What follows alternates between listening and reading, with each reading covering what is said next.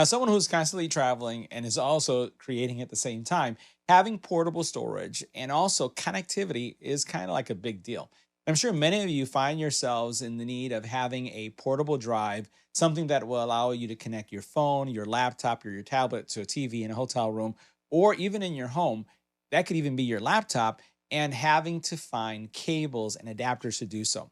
But what if I told you you can get a solution that covers all those bases? Something that's a USB hub, something that has storage, something that allows you to connect memory cards so that you can read information off of them if you're a creator, and also has an HDMI output so that you can connect your phone, tablet, or laptop to a larger monitor or a TV, especially in my situation when I'm in a hotel.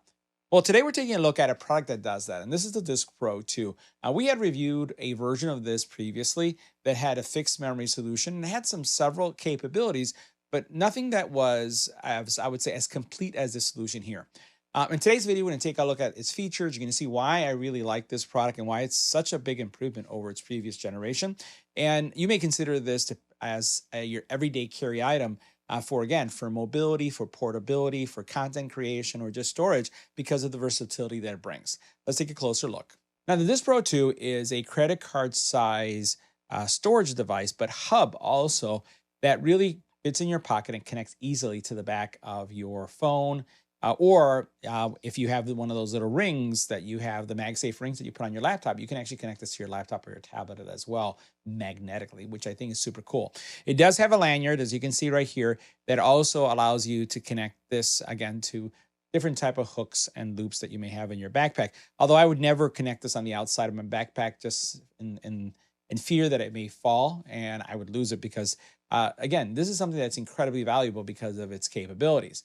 Now, this is going to have the ability to deliver, again, data movement from your laptop, tablet, or phone up to 10 gigabytes, read-write speeds. It has also 4K output capabilities, 144 hertz, 8K at 30 hertz video output, and it has up to 100-watt power delivery.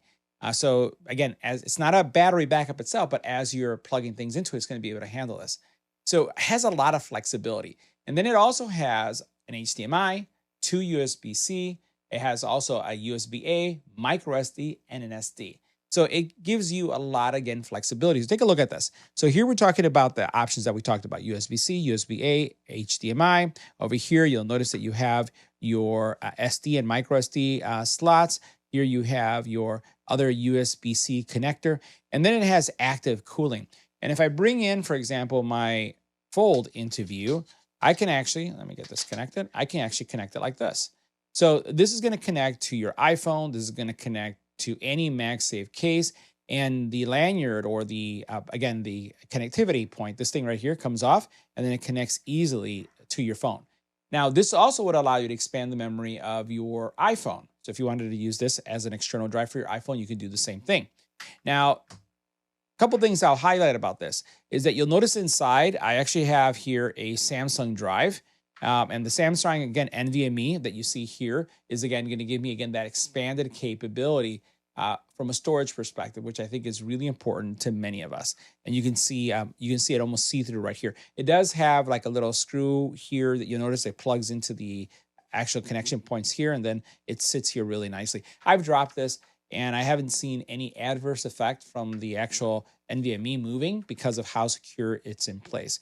I'm going to go ahead and connect it to my phone just so that you can see it light up. Now, depending on your phone and the power coming from your USB port, what you'll find is that it may not be capable. Now I'm going to connect it to my phone. And one of the things I'm going to highlight is depending on your device, it may or may not start up. And I wanted to showcase that in my case, it didn't start up because my Fold doesn't have enough power to power it up. However, when I connect this to my iPad and I've connected it to other phones that have a more powerful USB-C port that supplies power to the actual drive, it's worked fine. So what I'm going to do is I'm going to take this USB-A port cord that actually has power, and I'm going to connect it to it so you can see what will happen because it's going to use this as a power delivery solution. So as soon as I plug that in, I hear my phone beeped because it says that it recognizes the drive, and actually the cooling system kicked off. I don't know if this is going to come up really clearly in camera, but it is humming. And I'm going to bring it closer to the mic. It's very, very, very quiet. So right now, this is visible here, and I'm going to go ahead and bring up my phone for a second so that you can see the drive.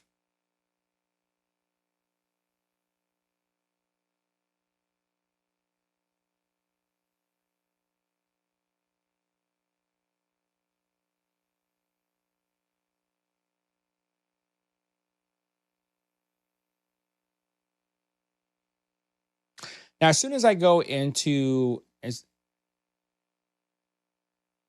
Now, as soon as I go into my folders, you'll notice that it shows up as an external drive. So you'll notice here USB storage one. And this is, again, one of the videos that I have on this. And this is a 1.6 gigabyte file. And again, it's reading everything from this hub. So now that I plugged in, a couple things that are happening. Now that I supplied power, I can connect my Fold to a TV, to a larger monitor. I could also turn this into a hub for USB-C or the USB-A connectivity that I need. But right now, I just want to show you how quickly it's going to launch this video as soon as I tap it. I'm going to hit just once. And this is a 360 large file. And you notice how quickly that came up. Very, very, very fast. And if I wanted to move files from, again, my phone to the drive or from the drive to the phone, I could do that very quickly as well. I'm going to select several videos from my phone that I've used for content creation. And I'm basically going to copy these to the drive. So watch how quickly this is going to work. So I'm going to choose copy. And then I'm going to choose my USB drive and say copy here. Notice how quickly all those files came across. That was super fast. I'm going to do show. And then these are all the files that came across. Right? Now, many of them are not super large because they're videos taken off of the phone. But you can see how quickly the files moved from, again, the phone over to the storage on the actual device. It is very fast. And like I mentioned, it is super duper compact. Now, if my my Samsung S26 is capable of running this.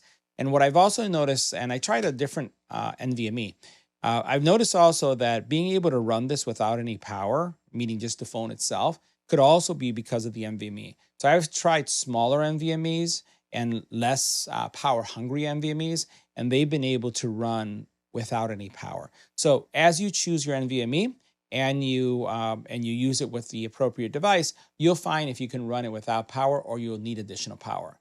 Now, how does the rest of the connectivity work? The USB-A, again, the micro SD and the SD, it's worked fine. I have certain devices that I use that require me to use especially if I'm working on DSLR, I'll have a SD that I'll have to put here.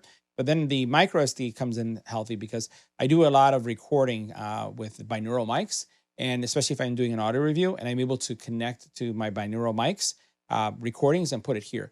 Also, for example, if I'm using my Insta360 camera and that is using a micro SD, I'm able to put it in here and expand my storage really quickly to be able to get the video that I've captured on it as I'm editing on my phone or on a tablet or on my desktop as well.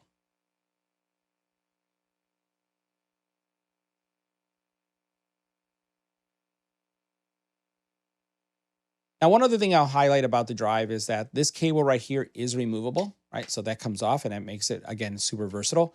One thing I also struggled with the previous version was that this cable right here wasn't really case friendly. So when you plugged it in, the actual USB-C cord itself wasn't long enough to make it inside of the case hole in many cases. I haven't had that problem with my phones as I did with the previous version. So I like the fact that they've extended this out to make it really easy to connect.